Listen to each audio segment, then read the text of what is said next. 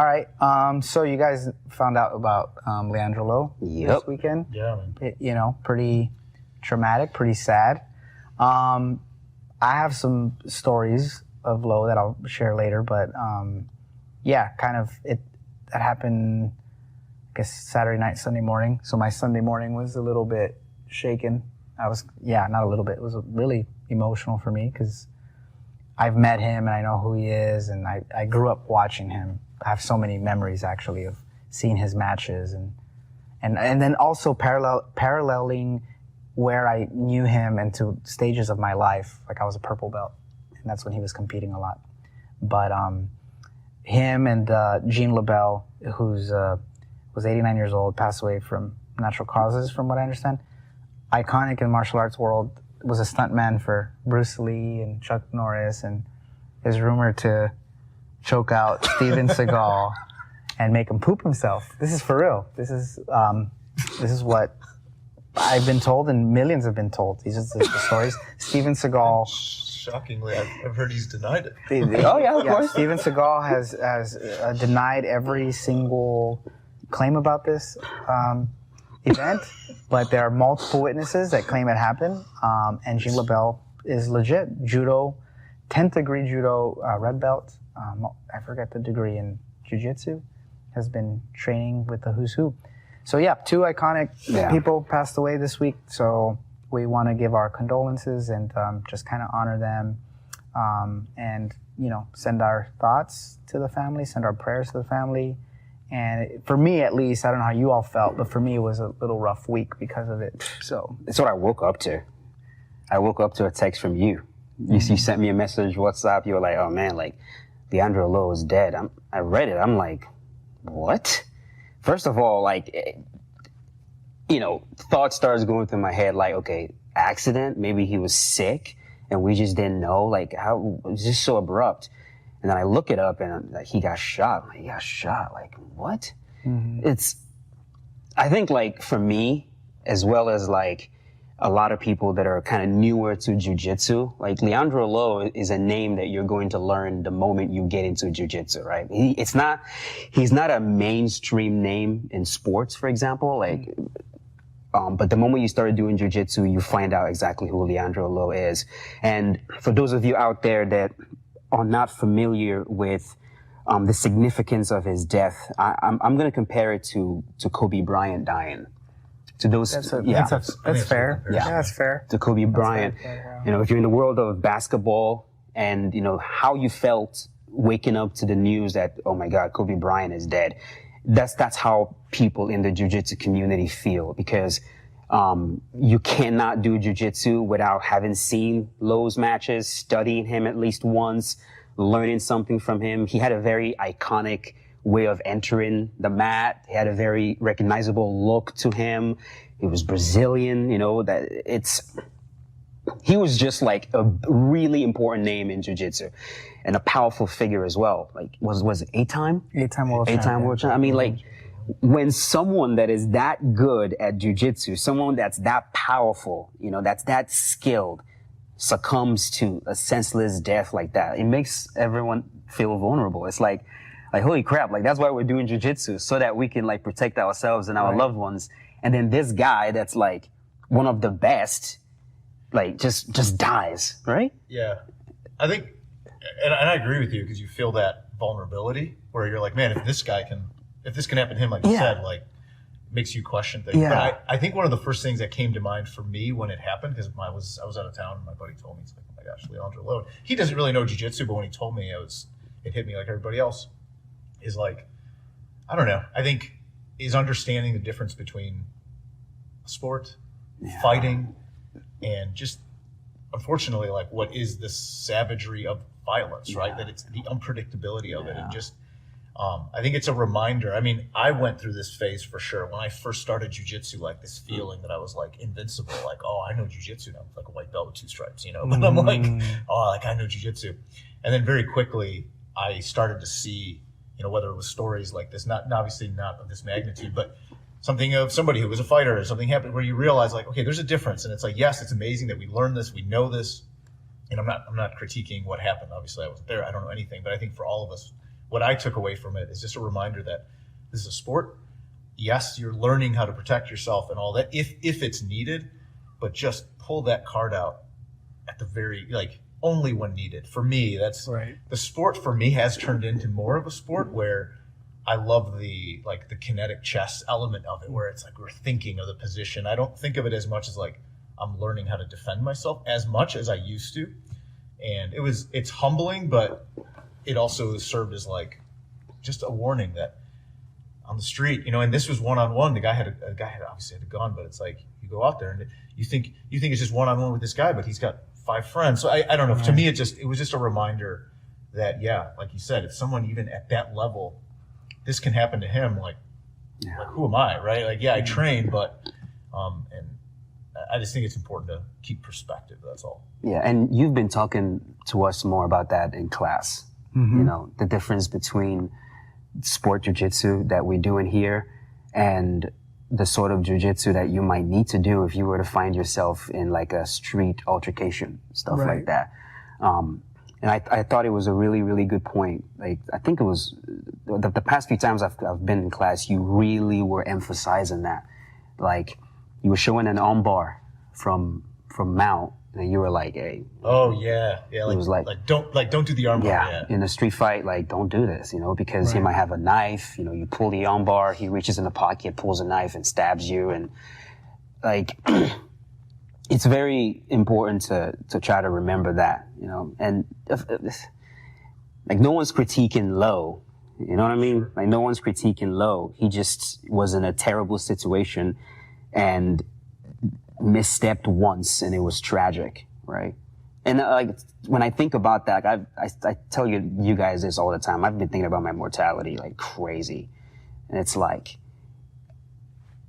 a lot of times with lessons, it's like you learn from experience, and then you don't make the same mistakes again. But like sometimes the experience kills you, and then it's up to other people that saw what happened to you to learn from the situation.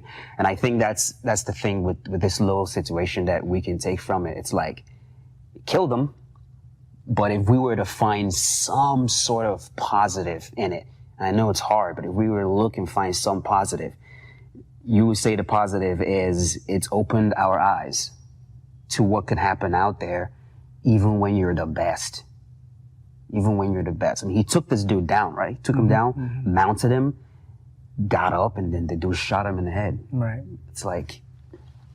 The other part of it, too, is there's so much we don't know. We don't know if they were separated. We don't know if they forced Lowe to come up. Right. We don't know if Lowe voluntarily gave him up. Right. We don't know if the guy shot him immediately after, or if there was a pause, or there was people involved, or he left and came back. Like, we don't know, and maybe people out there already do know by this time when they see this, but we don't know. So it's very hard to really think about, what could have happened. I know that, going back to your point, it's number one, avoid the fight as much as you can. I mean, I started training jiu-jitsu for main reasons, multiple reasons.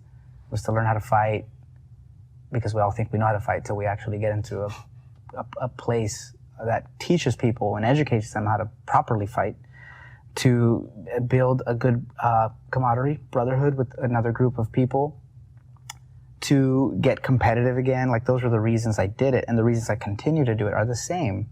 And sometimes they shift through seasons, right? Sometimes I really feel like competing, sometimes I don't, and sometimes I feel like really connecting with my family, my jiu-jitsu family. And sometimes it's not that I don't, it's just I have so many things going on.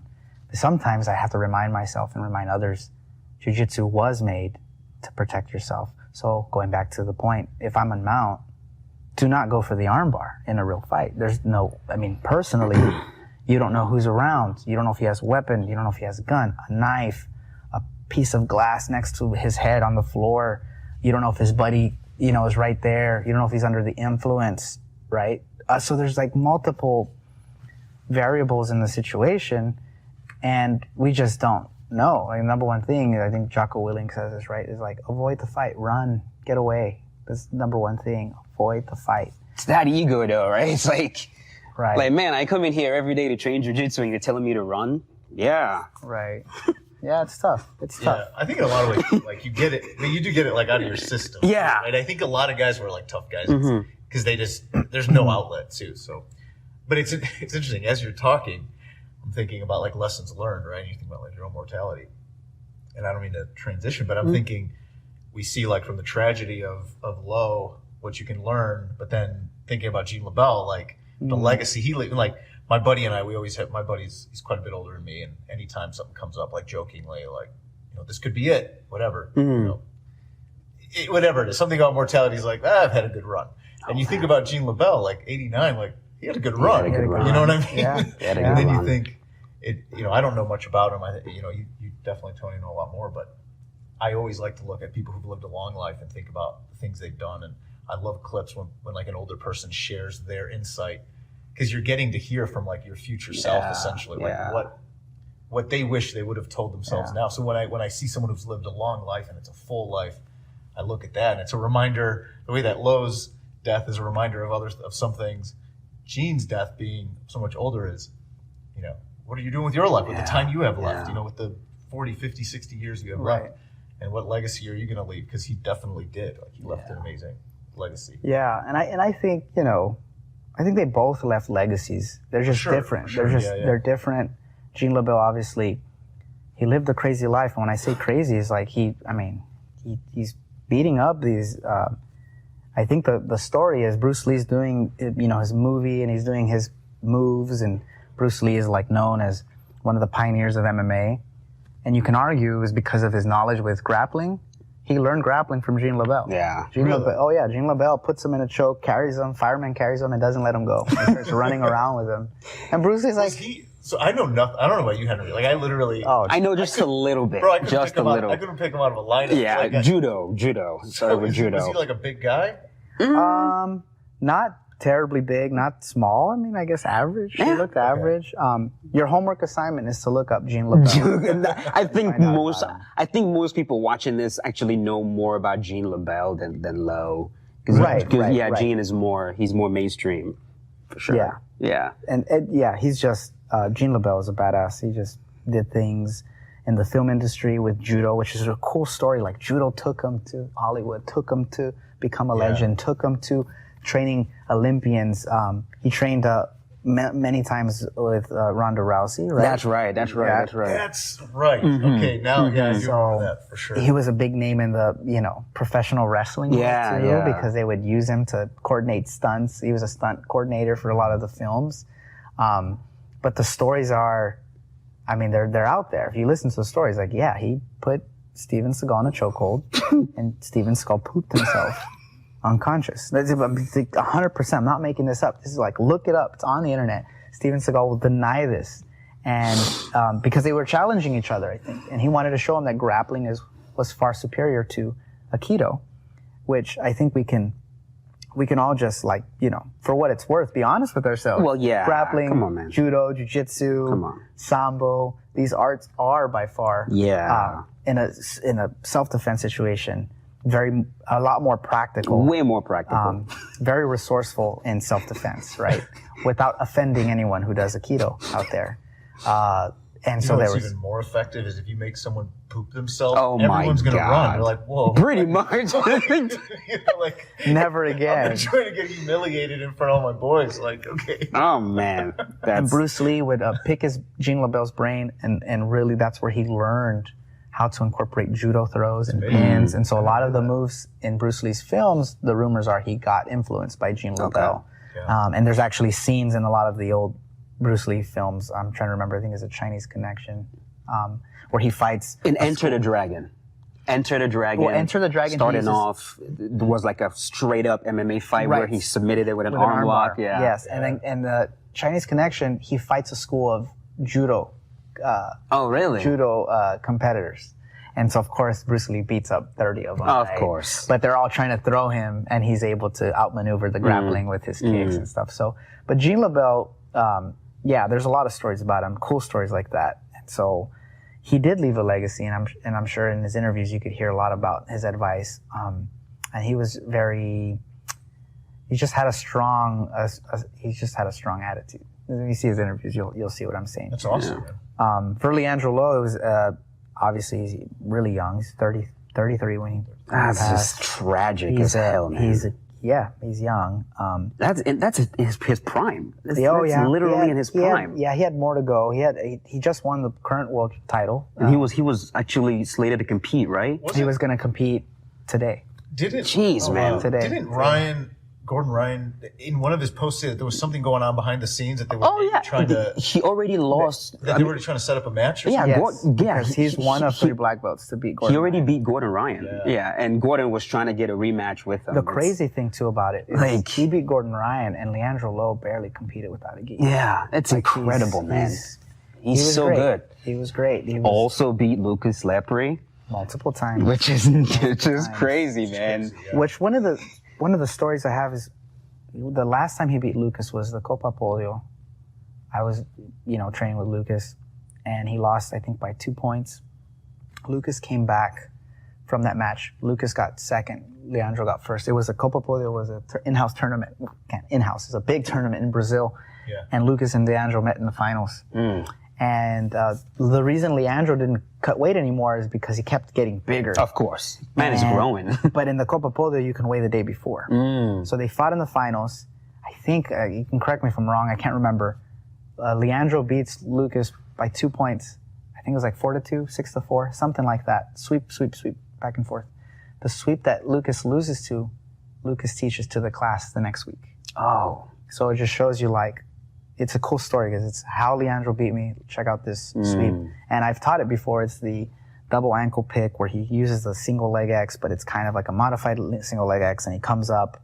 And Lucas showed it immediately after, seeing the technique firsthand from Leandro Lowe. And Lucas has nothing and had nothing and has nothing but great things to say about Leandro Lowe. And when I would, go to these tournaments, I would be with a group of friends. Lucas was one of them, and Lucas would just catch up with Leandro, and it was like it was like they just saw each other.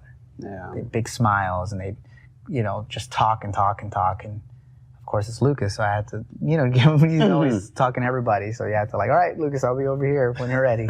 But, seeing him and Leandro just come together was really cool, and hearing the stories and seeing that experience of him winning. That was the last time he beat Lucas. That was 2016 Copa Polio. Could have my years off. I don't remember. What was the connection between? Was it just that they were good friends, Pena and Lowe, or was there a connection in terms of training and stuff? Good friends. Yeah, They were close. Close friends. They were close, yeah. Hung out, trained together. I don't know if they competed. I think they're from the similar area. Okay. Because Lowe trained with everybody. He trained with Cicero Costa. He trained with Unity. He trained with the guys at Gracie Baja. He trained with anybody. He trained with Caio Terra and Caio Terra's association, which was Caio Terra Association. He trained everywhere he could just to train. And I think Felipe Pena kind of had that mentality too. Even though he's Gracie Baja, he would train everywhere. And I want to say they're from a similar town or area. Okay. And so they were really good friends. They would both push each other and compete. And so that was the... It hit Pena. Right. Pretty hard. Right. So, Henry, did you see that match? I did. Did you see the match where Pena, Where Pena quit Pena was doing really well? and then quit. What happened? I saw the match. Yeah, let me hear your thoughts. I on saw that, the and then match. and then I'll share mine. It's just I don't know. It's 100% it affected him. There's no way it didn't affect him. For sure. You're supposed to compete against Gordon freaking Ryan, okay, who's the best no-gi grappler in the world. A freaking gorilla giant guy who's on all the steroids in the world. You have everything stacked against you. Technique, size, blah, blah, blah. And then you wake up and hear that a close friend of you is dead, okay? Got shot in the head. Of course it's going to affect him.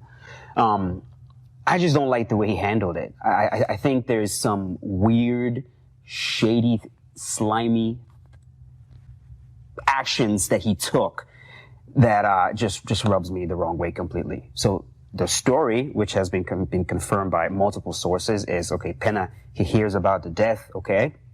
And then he contacts Flo and he tells him, hey, this match that was supposed to be a submission only, no time limit jiu-jitsu match, I now want it to be 30 minutes. And so Flo takes this to Gordon Ryan. Gordon Ryan is like, that makes no sense. We agreed to compete, no time limit, submission only. We're either going to do that or we can reschedule the whole thing. If you're not emotionally fit to compete, like, it's okay, we can reschedule. So they take that back to Pena. Flo did. And then this is where Flo messed up. You know, they're like, hey, we really want this to continue. So we're going to offer Felipe more money. So they offered him like significantly more money. And there was also like a rematch clause in there. Felipe demanded that there has to be a rematch written into the contract. And so he accepted the money and then agreed to go forward with the match. Match starts. One thing I'll say is, you know, we all grieve differently. All right. Like, I'm not here to tell anybody how to grieve. For some people, when something terrible happens, they bawl their eyes out, they cry. For other people, it might be weird to some, but they might even laugh. You know, who knows how people grieve? So I'm not saying that his actions in the match, which his actions being, he was cracking jokes, he was taunting Gordon Ryan, he was, you know, he just was acting not like you would expect someone to do if they're sad. Again, we all grieve differently. Right. So as the match progresses, about 45 minutes in, Gordon Ryan gets multiple takedowns. Felipe gasses out, clearly. Gordon Ryan is about to pass his guard. The frames are melting. He's chest to chest. And Felipe quits. He's like, I'm done. I don't want to fight anymore. And it was a verbal tap. Yeah. He's like this. Yeah. And clearly he says, I'm done. I'm done. And Ryan's like, yeah. So Gordon's like, oh, okay, this dude quit. Gordon gives him a hug, tells him, hey, I'm sorry about the loss of Leandra Lowe. Pena responds, you have no heart. Hops on the microphone and says that Flo and Gordon Ryan forced him to do the match, which, as we know right now, is complete bullcrap. Like, they didn't force him to do the match. Right. Like, so that's where I have an issue, right? Like, you're trying to paint Gordon and Flo as forcing you to do this match, and, you know, you didn't want to do it, you were so sad, but you had the option to reschedule completely, you know? But you're doing it because you got offered more money and you were offered a rematch as well. Like, let's be real here. So, I think they owe Gordon Ryan an apology, and I think they owe him an apology. I mean, I'm gonna be honest with you. They owe him an apology because they made him look like a dickbag, and that's just that he has his issues. Gordon Ryan has a big mouth on him. He's an antagonizer. That's the word, right? He loves to talk all kinds of shit. But in this situation, I think he had a lot of integrity. I really do think so. He offered to rebook the match. He did not force anyone to do. Can you tell I'm a Gordon Ryan fan?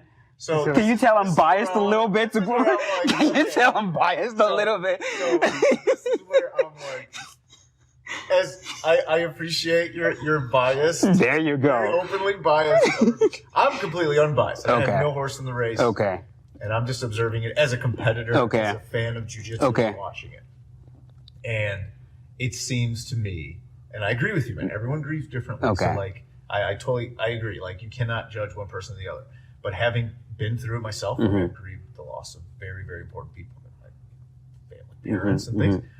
And you see people have gone through. I think Gordon Ryan, his dad, like a month yeah, earlier. oh yeah. I think part of being a champion is how you handle adversity, whatever that adversity looks like. So, you signed a contract that you're the elite of the elite. Like, you have to be able to go to that place, right, where you can shut it off, compartmentalize it, and be able to compete. So to me, championship level anything, that's part of it as well, right? So it sucks that the timing was horrible, but that's going to test your mettle just as much as how good of a grappler are you technically too, right? And your stamina and strength. So I think where he kind of, my opinion as an observer, where he kind of betrayed his intention is when he when he starts, as he loses, he doesn't lose gracefully. Like, that's the other thing, right? Is as a champion, you have to be able to win gracefully, lose gracefully. So for him to do that, I think that's where he sort of betrayed himself, where like his intention was clear. And then I'll tell you though, I didn't follow Gordon Ryan until this, and I did follow him.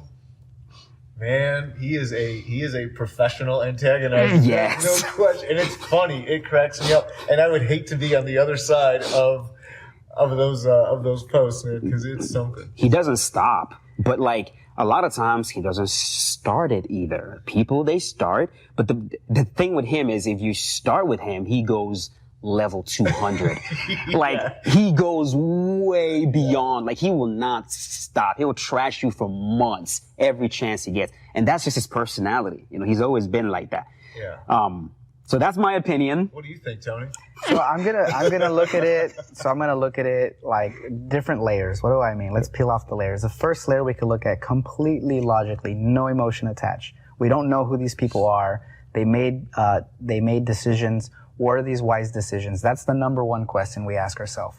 All three of these entities, Pena, Gordon, and Flo, if you look at a scale, they all made unwise decisions. Now, how you want to measure and gauge those decisions to be 10 being really unwise and 1 being, slightly unwise, it's up to you, right? They're all different ranges. I do agree to an extent that Gordon Ryan probably made the least amount of unwise choices because there was very little he could have done, right? He just didn't make himself look better in his decisions. Technically, legally, he did nothing wrong, right? Ethically, sure, he has a big mouth. Pena did make mistakes, right? He obviously has said that he regrets saying those things and looking like a sour loser because that's what he looked like. And then Flo probably dropped the ball. Out of all three, probably dropped the ball out of all of them the most. And I'll say this because there are several ways you can manage a promotion. Now they didn't have to save the promotion. They didn't have to cancel the event, and it's tough, I get it. But a perfect example would be Dana White. Dana White in the past has had issues like this before, and he's always able to control the fighters. I don't know if it's the way he talks to them, how he manages them. There's this level of respect you get from Dana White. Love him or hate him, you respect the man, and it's a reason why he's built this UFC business from literally, $2 million to... It was bankrupt, basically. Yeah, pretty much. To billions of dollars. It's because Dana White would have, probably managed the situation better. Why do I bring that up? Because it's combat sports. It's probably the most relatable because it's not as glorious as NFL or NBA, which is crazy in my opinion, right? That's another episode for another day.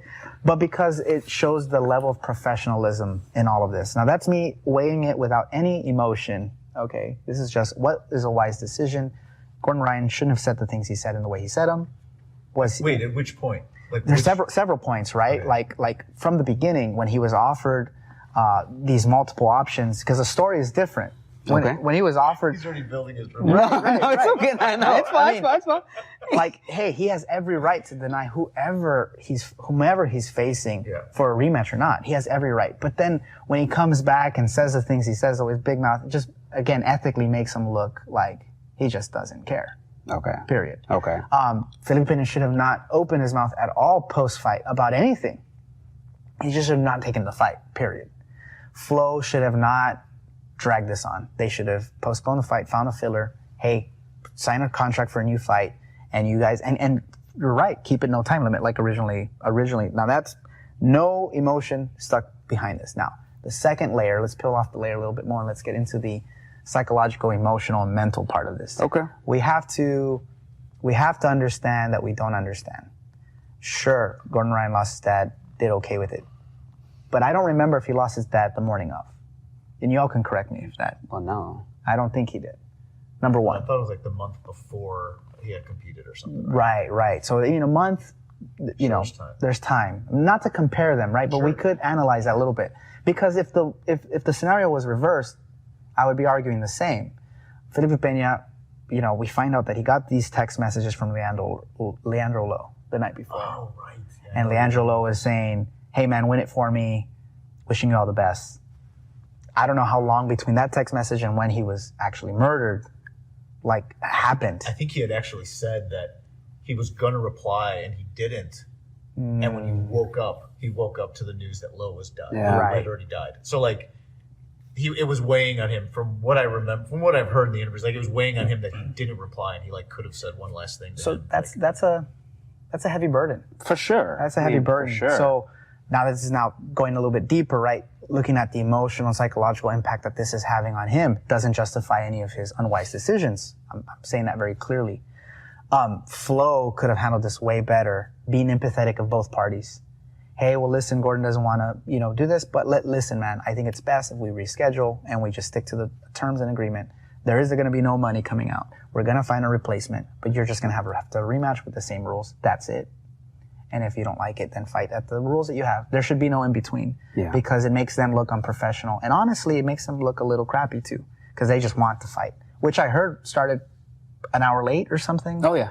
So they were late. There's that dynamic. The other thing to remember is when you study, grief and loss, there's stages of grief. The first stage is denial. So when you say he's going out there and he's doing it, he's totally living in this first stage. I know. He's like, I'm fine, I'm good, I'm going to beat this guy, blah, blah, blah, blah, blah. And then all of a sudden, because this is what the exchange was, he tells the referee, right, who's a very good referee, he's been training jiu-jitsu for multiple years. I know of him. People that know him speak very highly of this referee. Referee comes back and says, man, Felipe Pena just said, I want to cry right now.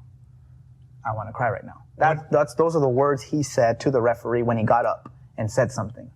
And he said, hey, I'm good, let's keep going. So you have to think of the impact this had. And like I'm saying, this is looking at, like if I'm, my first response was to analyze it as a lawyer or a judge would analyze it. There's no emotion, and we're looking at the law, and the law is, hey, he didn't have to do anything to change the terms of the fight. The second one, I'm looking at it as a psychologist to really understand the deeper meaning behind the three parties. And at the end of the day, we have to look out for we have to look out for these guys. We have to be able to defend Gordon Ryan in the public because guess what? We're advocates of jiu-jitsu. And so if we say, hey, Gordon Ryan's a dirtbag, yeah, he is, but he means it in a marketing way, right? We got to defend him somehow because that's our world that we live in, that others do not live in. We got to be able to defend Pena, give him the benefit of the doubt. The guy was broken. The guy is broken. Yeah. He can't even hold, a face straight. For sure. Go ahead, you want to say something? Just really quick, it's interesting. This is really a good discussion, right? Because obviously, we were talking about this microcosm of this match, but if anyone's listening to this, or even right now, it's like there's a macro up application in life and understanding people. So I think there's a lesson to be learned here. One thing that stuck out to me as you're saying this is, and while it's been interesting to watch what Ryan's posting or whatever, and it's funny, if you think about it, like Pena lost a friend, lost this match, like that's humiliating. Mm-hmm. The way it ended, I'm sure he probably is thinking like, now as emotions have settled, he probably didn't handle that well. Mm-hmm. And he's still trying to grieve his friend while being like blasted on social media by Gordon Ryan. Yeah.